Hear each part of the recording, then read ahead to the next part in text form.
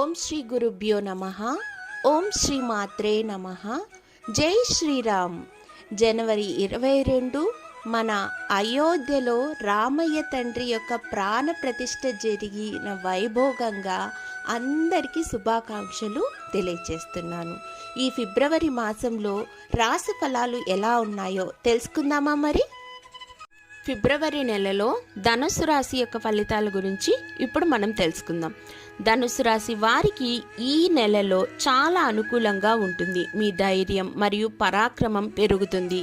Career point of వ్యూలో మీకు సంబంధించి ఈ నెల కొంచెం హెచ్చు తగ్గులతో నిండి ఉంటుంది. ఉద్యోగంలో ఉన్న వారికి మాత్రం కేతువు యొక్క ప్రభావాన్ని బట్టి పని నుండి దృష్టి మరల్చడం జరుగుతుంది. చాలాసార్లు మీరు భ్రమకు గురవుతారు.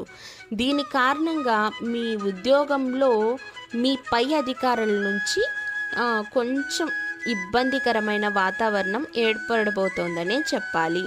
విద్యార్థులకు ఈ నెల ప్రారంభంలో అనుకూలంగా ఉంటుంది. 5వ ఇంట్లో బృహస్పతి ఉండటం వలన మీరు మీ చదువులపై దృష్టి పెట్టగలుగుతారు మరియు పూర్తి దృష్టితో అధ్యయనం చేయగలుగుతారు.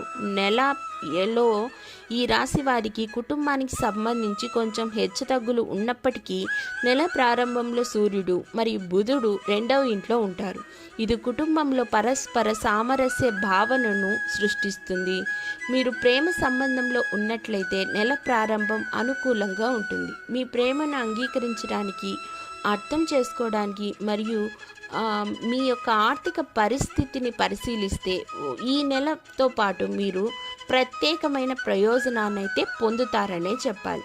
మీ ఖర్చులు పూర్తిగా నియంత్రణలో ఉంటాయి. ఆర్థిక సవాళ్లను తొలగించడంలో శని మీకు సహాయం చేస్తాడు, కానీ మీరు అవకాశాలను పొందవలసి ఉంటుంది. ధనుసు రాశి వారి ఆరోగ్య దృష్ట్యా చూస్తే మీ యొక్క మిశ్రమ ఫలితాలైతే చూపిస్తోంది.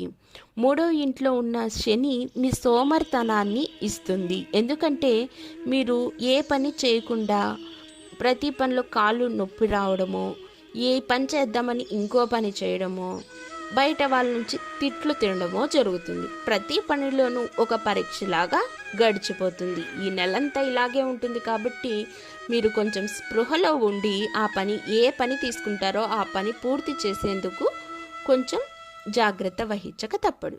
ఏ పరిస్థితి వచ్చినా విజయం సాధించి క్రియాశీలకంగా మారాలి అన్న విషయం అనేది మీరు గుర్తుంచుకోవాల్సి ఉంటుంది.